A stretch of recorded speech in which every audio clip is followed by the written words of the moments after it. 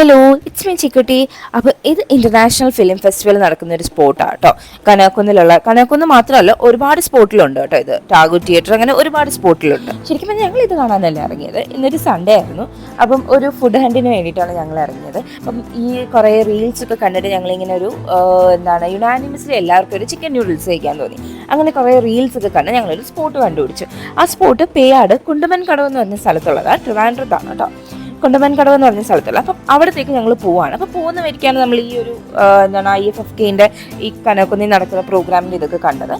അങ്ങനെ ഞങ്ങൾ അവിടെ എത്തിയപ്പോഴേക്കും ആ കട ഇന്നത്തെ ദിവസം ഉണ്ടായിരുന്നില്ല. മേ ബി സൺഡേ ആയതുകൊണ്ട് ക്ലോസ്ഡ് ആയിരിക്കാം.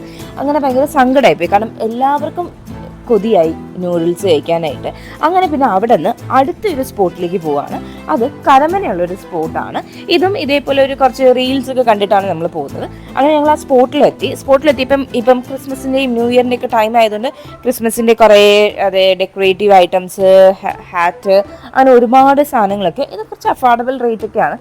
ഒരുപാട് നേരം നിന്ന് റേറ്റ് ഒന്നും ചോദിച്ചില്ല, കാരണം നല്ല വിശപ്പായിരുന്നു ഞങ്ങൾക്ക് എല്ലാവർക്കും. അതുകൊണ്ട് റേറ്റ് ഒന്നും ചോദിച്ചില്ല, ജസ്റ്റ് ഇങ്ങനെ നോക്കിപ്പോയി.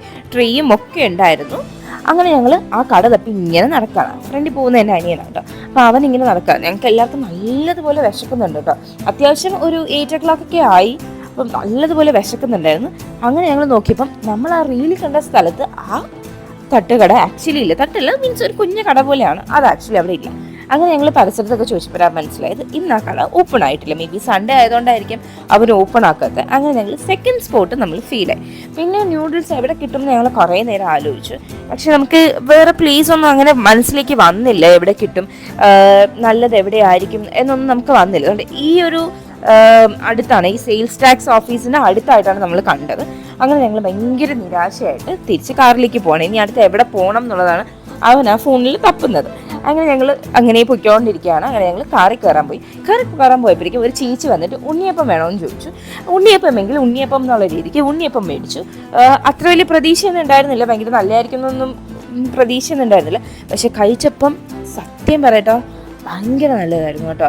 കാരണം നമ്മൾ ചില സ്ഥലത്തൊക്കെ ഞാൻ ഉണ്ണിയപ്പം കഴിക്കുമ്പോൾ ആ ഒരു ഓയിലിൻ്റെ ഒരു ചെവ നമുക്ക് ഭയങ്കരമായിട്ടുണ്ടാകും. ഇത് അങ്ങനെ ഒന്നും ഉണ്ടായിരുന്നില്ല. ആ ഉണ്ണിയപ്പത്തിൻ്റെ പാക്കറ്റിനകത്ത് എനിക്കൊന്നൊരു മിനിമം ഒരു 10 എണ്ണമെങ്കിലും ഉണ്ടായിട്ടുണ്ടാകും. ഞങ്ങൾ 3 പേരും കൂടി ചേർത്ത് ഒരു 5 മിനിറ്റ് കൊണ്ട് അത് തീർത്തിട്ടുണ്ടായിരുന്നു. അതിനപ്പം തന്നെ ഞങ്ങൾ കാലിയാക്കി. കാരണം ഞാൻ പറഞ്ഞല്ലോ, ഓൾറെഡി ഈ ഭയങ്കര ക്രേവിങ് ആട്ടോ ഞങ്ങൾ ഇറങ്ങിയത്, ന്യൂഡിൽസ് കഴിക്കണം എന്നുള്ളത് ക്രേവിങ് ആയിട്ട്. അങ്ങനെ പേയാടില്ലാഞ്ഞിട്ട് ഞങ്ങൾ പിന്നെ കരുമനയിലേക്ക് പോവുമായിരുന്നു. അറിയാലോ, ട്രിവാൻഡ്രംകാർക്ക് മനസ്സിലാവും ആ ഇതിൻ്റെയും ഡിസ്റ്റൻസ്. അപ്പോൾ അത്ര ഇതായിട്ട് ഞങ്ങൾ പോയതാണ്. കണ്ടോ, ഞങ്ങളൊരു 5 മിനിറ്റ്സോടെ ആ കവർ കാലിയാക്കി. അങ്ങനെ ഞങ്ങൾ നേരെ വന്ന് വെള്ളയമ്പലത്ത് ഇറാനി തട്ടുകടയിലാണ്. ഭയങ്കര തിരക്കായിരുന്നു അവിടെ. എപ്പോഴും ഉണ്ടാവും ഈ ഒരു തിരക്ക് ആ കടയിൽ. അങ്ങനെ ഞങ്ങൾ അവിടെ നിന്ന് ആസ് യൂഷ്വൽ എപ്പോഴും കഴിക്കുന്ന പോലെ പൊറോട്ടയും ചിക്കൻ ഫ്രൈയും ബീഫ് ഫ്രൈയും മേടിച്ചു. അങ്ങനെ അതൊക്കെ കഴിച്ചു കഴിഞ്ഞപ്പോഴേക്കും എന്തെങ്കിലും കുടിക്കണം എന്ന് തോന്നി. അവിടെ അങ്ങനെ ഡ്രിങ്ക്സ് ഒന്നും ഉണ്ടായിരുന്നില്ല. അപ്പം ഞങ്ങൾക്ക് ഒരു ലൈം കുടിക്കാം എന്നുള്ള രീതിക്ക്. പക്ഷെ നമ്മളൊക്കെ ഭയങ്കര ഡിസപ്പോയിൻറ്റഡ് ആയിരുന്നു.